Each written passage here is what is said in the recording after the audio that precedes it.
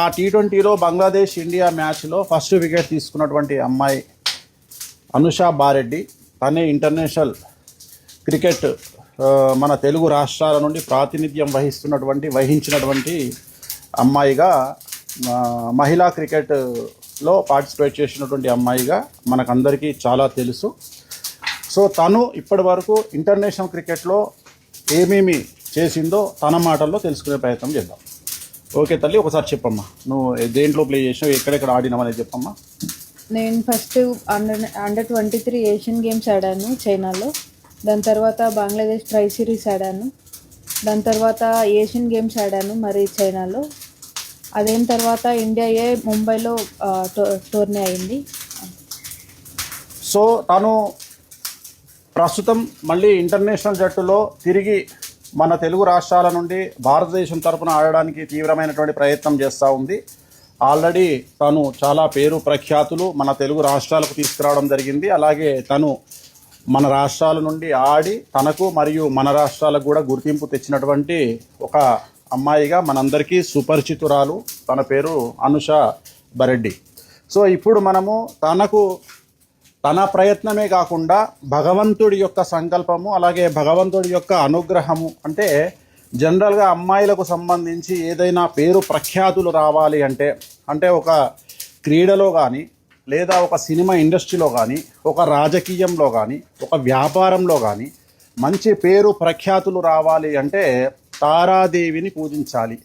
దశమహావిద్యలలో తారా అమ్మవారి యొక్క ప్రాశస్త్యం చాలా గొప్పనైనటువంటిది.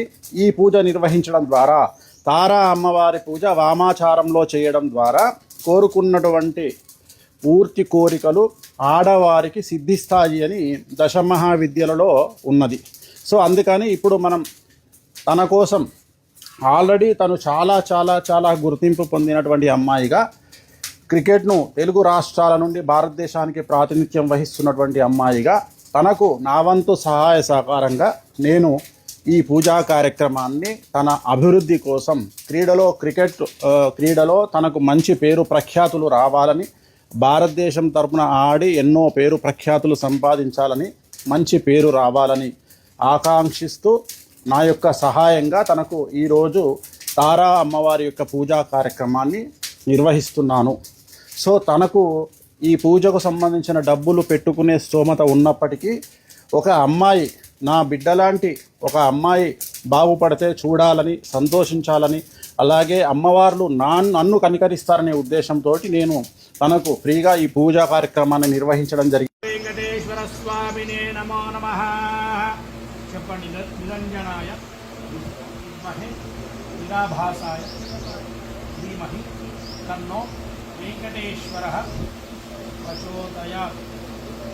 ఓం నమో నారాయణాయ శ్రియకాంతాయ కళ్యాణదయే దేవతాం అవాహయామి, స్థాపయామి, పూజయామి, సన్నిధాపయామి. మమ నక్షత్ర సకల దుర్దోష దృష్టిదోష నక్షత్రదోష నివారణో అస్తు. మమ క్రీడారంగ దినదినాభి అభివృద్ధి సిద్ధిరస్తు. ఆదిత్యానవగ్రహ మండప దేవతాభ్యో నమో నమః. మనస్సంకల్పిత సర్వకార్య దిగ్విజేత సిద్ధిరస్తు తథాస్తు. తను ఇంకా మంచి పేరు ప్రఖ్యాతులు సంపాదించాలంటే, క్రీడలో రాణించాలంటే తనకు స్పాన్సర్ల అవసరం చాలా ఎక్కువగా ఉంటుంది. సో స్పాన్సర్ల విషయంలో కూడా నా వంతు సహాయాన్ని నేను చేయడానికి సిద్ధంగా ఉన్నాను. అలాగే తెలుగు రాష్ట్రాలకు సంబంధించి ఎవరైనా స్పాన్సర్ల రూపంలో ఇన్వెస్ట్మెంట్, తనకి స్పాన్సర్ల రూపంలో రావాలనుకున్న వాళ్ళు తనను సంప్రదించవచ్చు.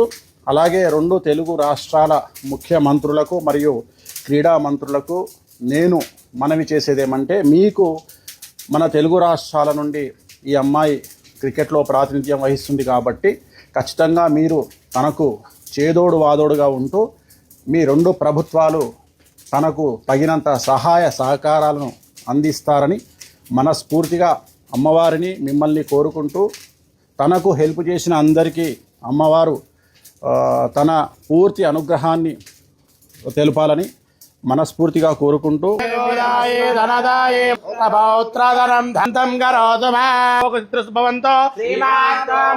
సకల దృష్టిదోష నివారణోస్తు తథాస్తు.